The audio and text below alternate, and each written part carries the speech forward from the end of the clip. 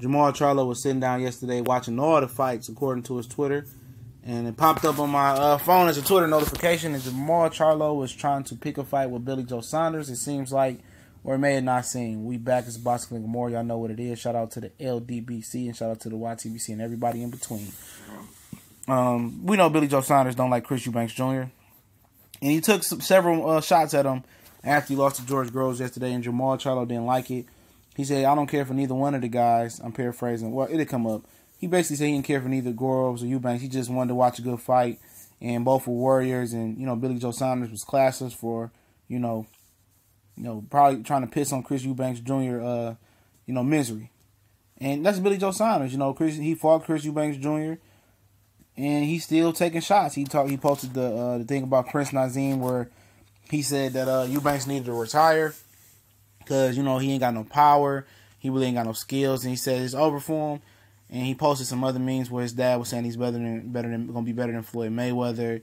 And he said several things, and posted several memes and, took another shot at him before those memes. And Jermall Charlo didn't like it, thought it was tasteless, but I think it was more of him trying to egg on Billy Joe Saunders and try to get Billy Joe Saunders to notice him and catch that fade from Jermall Charlo.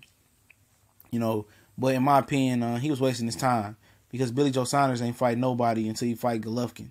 Now, if Golovkin loses to Canelo and those belts split up, obviously Canelo's not fighting for the WBC title. I said it before. I did a video on it again. He beefing with the WBC. So if Triple G loses to Canelo, WBC it goes vacant.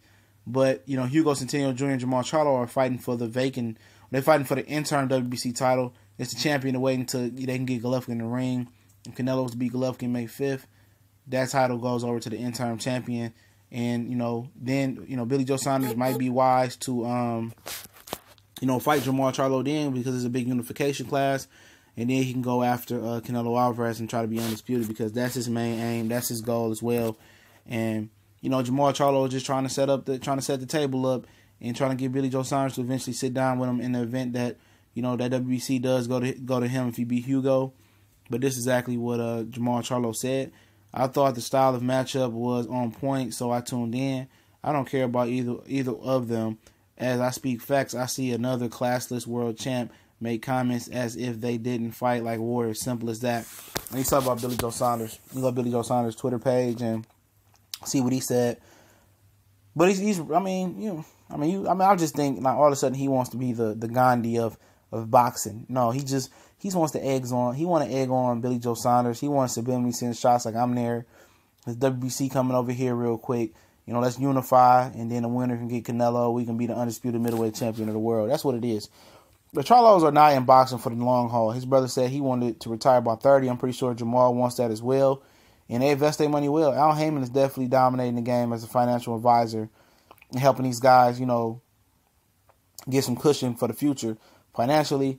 And a lot of people want Billy Joe Saunders scout. Billy Joe Saunders is a good fighter. He could be anybody on any given night. But Jermall Charlo versus Billy Joe Saunders would be on point. That'd be heat. Be a good fight. A lot of people like, oh yeah, Charlo. I can see Billy Joe Saunders giving him some fits. Giving him a run for his money.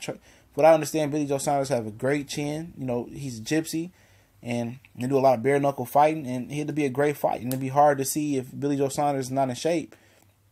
That it'd be nice to see, that what Jermall Charlo do if, he can't knock out Billy Joe Saunders, and if he can be patient and persistent and deal with his slickness, and can Billy Joe Saunders deal with the size and speed of Jermall Charlo. They both tall. They both big for the weight class, even though Jermall just got here. He's very big. And they both athletic. It'll be a good style matchup, And I just think Jermall is letting Billy Joe Saunders know that he's on his heels, and he's just trying to spark up beef to get, Saunders to notice him and get him to jump in the ring with him. But please believe me, Saunders would rather jump in the ring with Danny Jacobs before he jumps in the ring with Charlo if Charlo doesn't have a belt. If Charlo brings the WBC to the table, I think Frank Warren would consider unifying with Charlo, and eventually that's if they can't get Canelo, which Golden Boy said they don't want no smoke with Billy Joe Saunders because he runs. Ain't that ironic? But yeah, I like to see Billy Joe Saunders and Jermall Charlo. I'm glad Jermall Charlo's taking the initiative and doing it pretty much in a tasteful way. To let Billy Joe Saunders know, let's do it. Because like I said, if Triple G loses to Canelo Alvarez, the IBO belt, who cares about it, goes vacant. And the WBC belt goes to the winner of Hugo, and Jermall Charlo is for the interim title.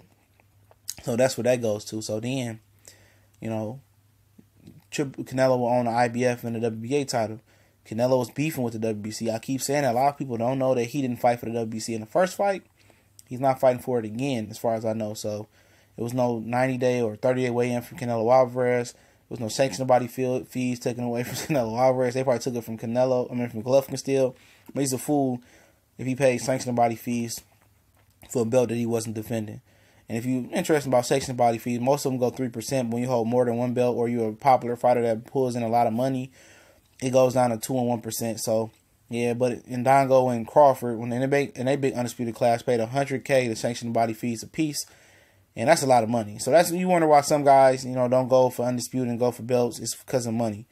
It costs a lot of money, 3% to hold a belt on average. But we gone.